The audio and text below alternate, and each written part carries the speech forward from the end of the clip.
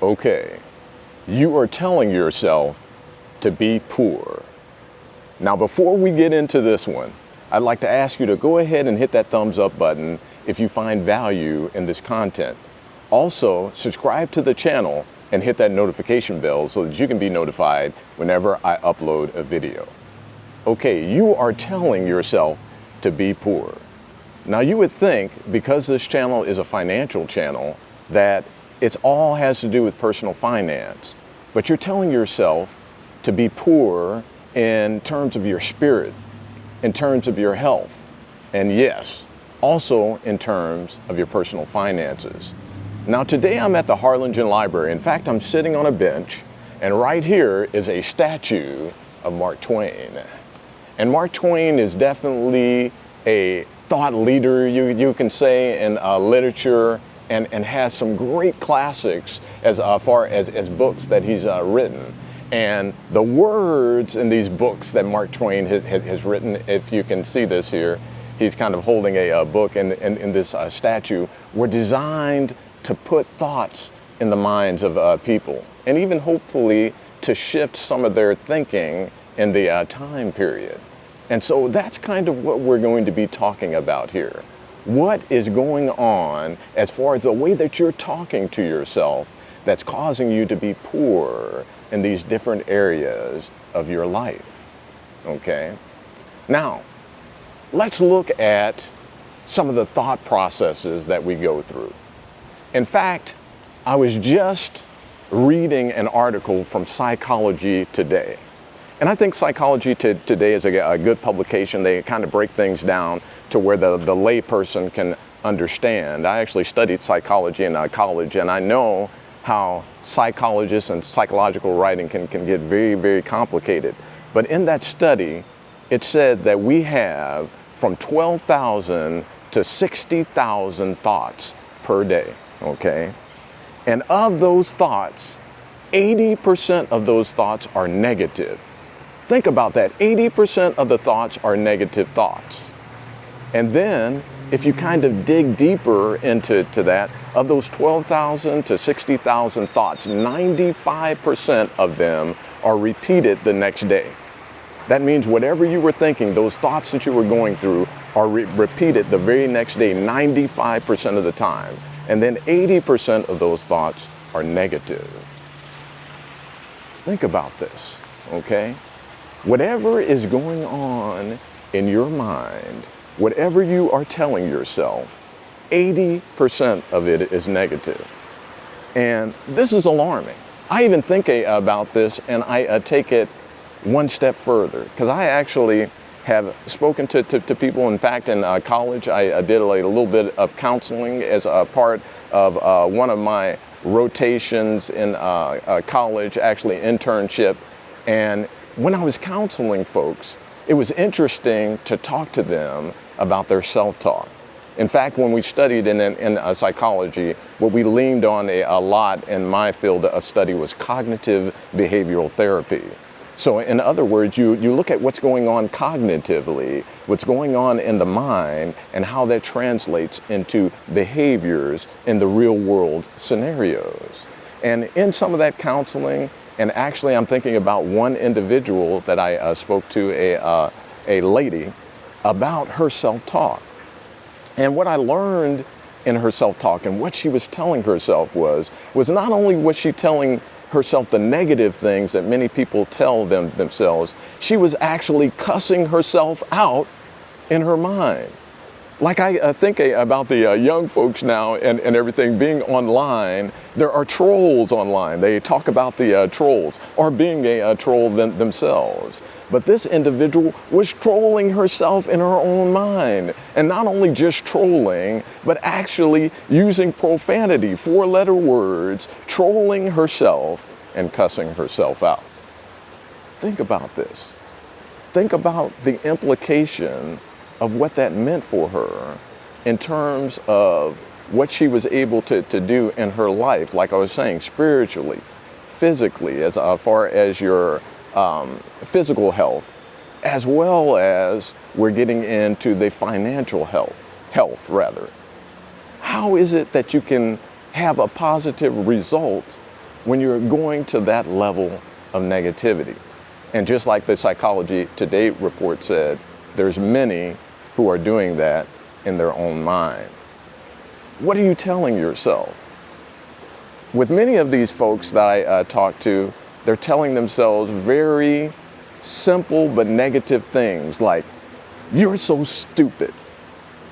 I can't believe that you did that. You are so dumb."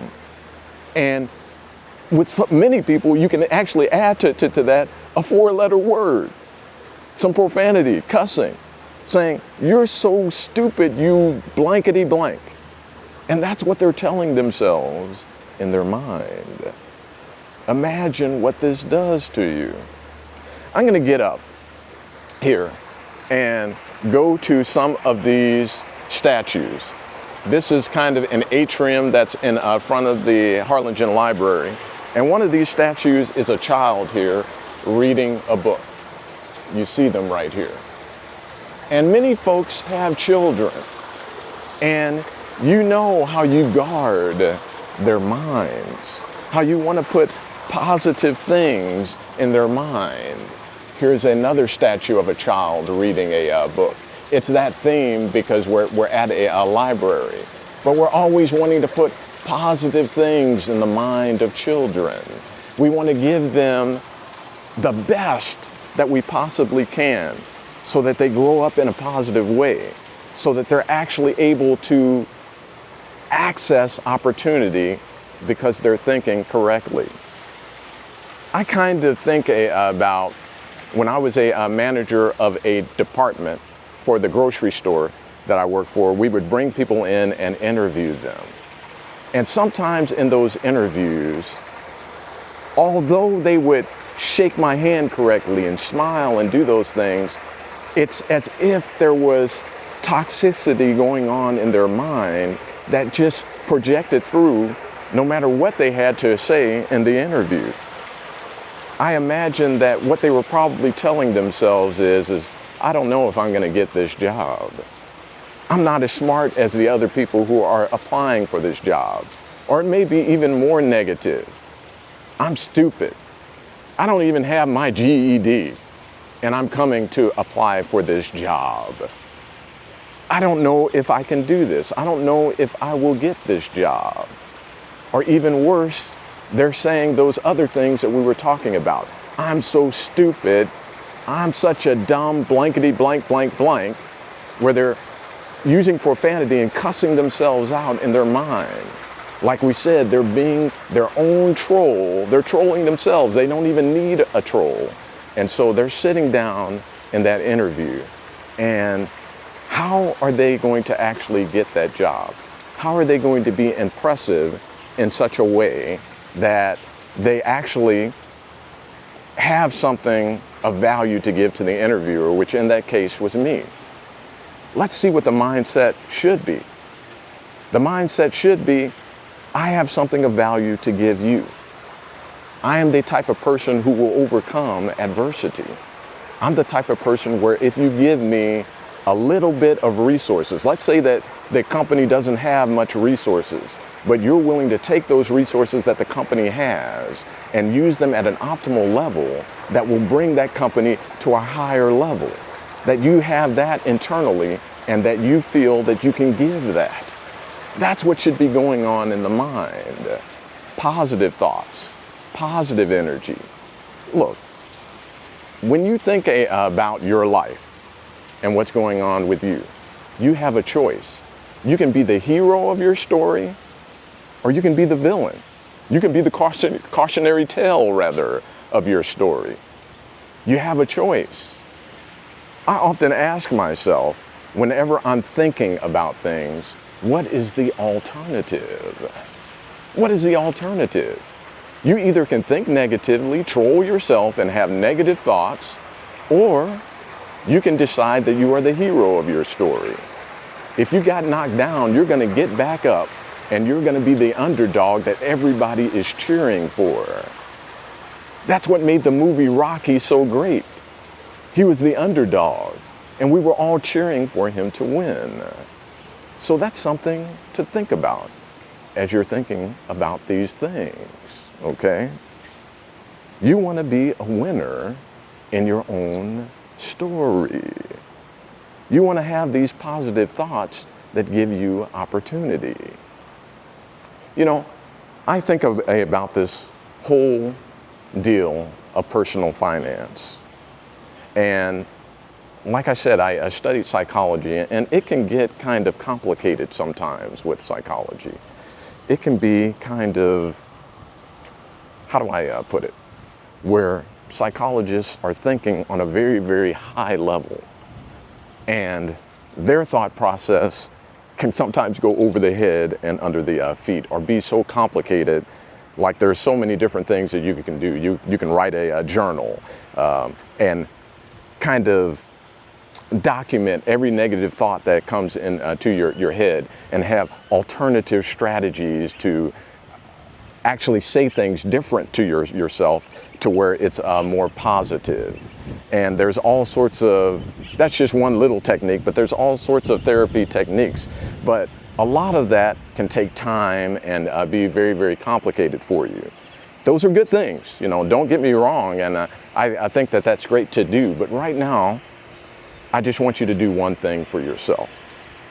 Make the commitment to yourself that you're going to guard your self-talk, that you're going to be serious about changing the way that you think in terms of how you are talking to yourself.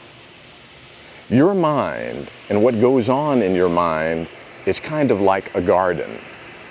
We're standing next to these trees, and there's nice things planted in the background. I don't know if you can see it, but I bet within those beds, if there are weeds, there's a gardener coming and pulling out those weeds. You need to be the gardener of your mind. Pull out those weeds. Make sure that the thoughts are not coming in that destroy your beautiful garden. Also, I'll use another analogy here. Right next to this library is a water treatment plant. And at that water treatment plant, there are things that they add to the water to clean it. There are water filters and all sorts of things. Or else the pond that's next to the water treatment would be a cesspool. And you may be allowing your thoughts to be a cesspool in there of negativity. That 80% of the 12,000 to 60,000 thoughts that you have, you're allowing it to be a cesspool. Well, introduce a filter in your life. That means you might need to be more careful about the people who you're hanging around. You might need to be more careful about the conversations that you're having. Think about where you work. What kind of conversations are you having where you work? Are they negative conversations? Are you spending every opportunity to criticize someone else or participate in the gossip or whatever to put someone else down? That means that you're training your brain to have those type of conversations in the real world. And then when you leave that situation, you may be continuing those conversations against yourself in negative self-talk. You want to switch that and have it to be positive self-talk. You want that self-talk to build you. Like I said, you want to be the hero of your story. Now let's get into more specific, what does that mean in terms of your personal finances? Well, you want to make sure that you're in a mindset that you can and you will take the steps to take control of your finances. And then you want to be extremely protective of your mental space in terms of not letting too much doubt creep in, not letting a bunch of negativity that you can't. You can and you will. I often talk about the basics, and I talk about it over and over and over again because I hopefully can kind of hammer some of these concepts in to where it's in your critical thinking to where you can decide what kind of steps that you take. And so the first step that I recommend is that $2,000 emergency fund. And we'll just stay right there. What should your thought process be about that $2,000 emergency fund? It shouldn't be, if you've never saved $2,000, it shouldn't be, man, I've never saved $2,000. I can't do this, you know. I'm not as good as those others around me. You know, Tim's talking about this. He did it, but I don't know if I can do it. He's somehow exceptional. I'm not, but maybe you would think that. You want to change all of those thoughts and frame it positively. I've never done that before, but I'm actually watching this video all the way to the end. There's something different about me to where I'm going to take the actions that I need to take to get that $2,000 in something like an high yield savings account. So think positively about yourself, okay? Guard your garden of thoughts that are going into your head and how you are talking about yourself, okay? Don't have thoughts of being poor. Don't have thoughts about being poor in your spiritual life. Don't have thoughts about being poor in your physical life, your health. And don't have those negative thoughts about your personal finances. You can and you will be successful at walking through the financial steps that you need to be successful in your financial life, your personal finance life. I hope this helps. Again, guard your garden. Pull out those weeds. If we use the water treatment analogy, make sure that you're keeping those filters that you need to filter that water that's coming in, those thoughts that are coming in. Filter them. Make sure that you're turning them to positive thoughts that move you towards a better financial future. Again, if you find any of this content helpful, go ahead and give it a thumbs up. Also, subscribe to the channel and hit that notification bell so that you can be notified whenever I upload a video. Again, I would like to thank you for spending this time with me. God bless. And as I always say, I hope for the best for you. You're going to do well. Stay positive. Thanks.